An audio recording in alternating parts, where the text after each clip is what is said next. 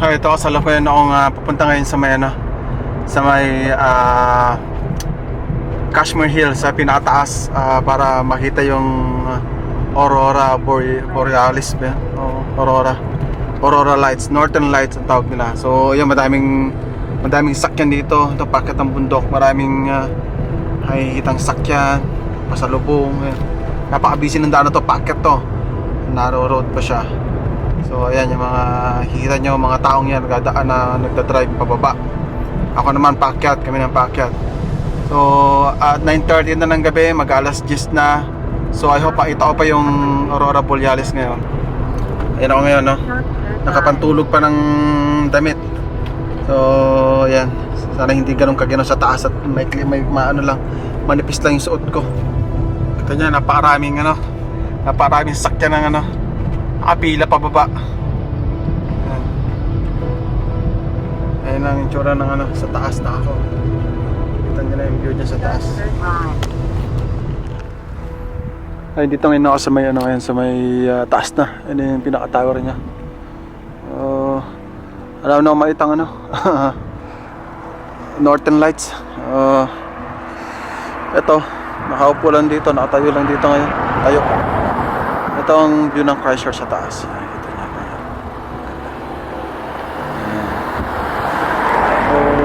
Wala. Sumablay yata. Medyo ginabi na yata ako para makita yung yung Aurora. Ayan. Next time na lang siguro para makita si Aurora. So next time ulit kita ko siya. Sana makita ko na mahanap ko. So ito na ngayon, babalik niya ngayon ako. Wala, hindi ko nakita yung Northern Lights eh.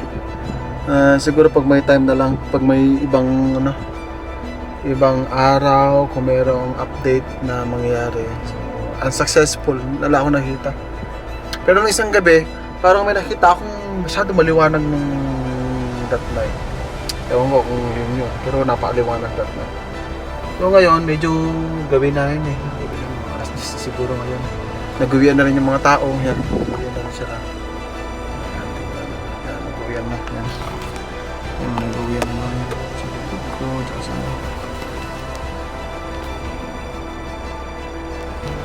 sa pauwi na rin ako ngayon. Pauwi na rin ako. At makatulog na. Wala kami na itang Northern Lights. Bye-bye. Bye na ulit ako pababa.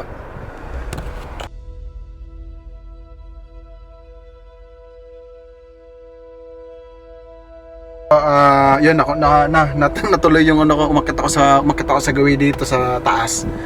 Kala ko hindi na ako makakita ng ito nga Aurora. Pagkakat ko dito sa may umusod ng konti, bandang kanan pala yung kasi sa kaliwa ako tumitingin kanina, bandang kanan pala yung yung Northern Lights, yung Aurora. So yun, nakita ko, nakakuha ko ng mga footage at saka ng konting picture, pero hindi ko ma-set ng maayos kasi nga lobat ako. So yun, at least nakuha ko pa rin siya, nakikita ko ngayon, nasa harapan ko ngayon mismo. Medyo hindi siya ganun ka-clear, pero makikita mo pa rin siya yung liwanag niya. Ayan, kita nyo, nasa harapan ko lang yung Aurora. Sa tuktok ako ng bundok eh. Ayan, nandito kami, marami kayo ngayon dito. Nasa harapan ko lang yung Aurora Lights. Ayan o. Sa labaw ng sakyan eh, pero mamaya lalabas ako. Ito na yung Aurora. Ayan, ito. Ayan pala ako din sa taas.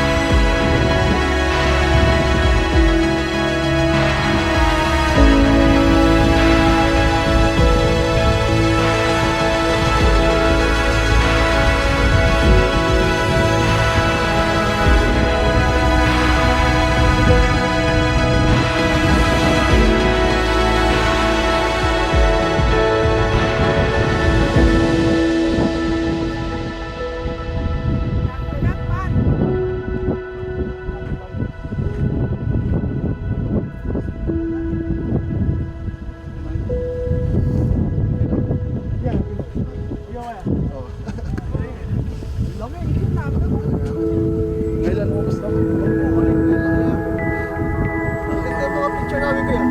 iPhone na ba? So, picture ka na. Yung iPhone ko, iPhone 10, walang ganyan eh. Ano, picture ka na. Sige nga, ako na ba?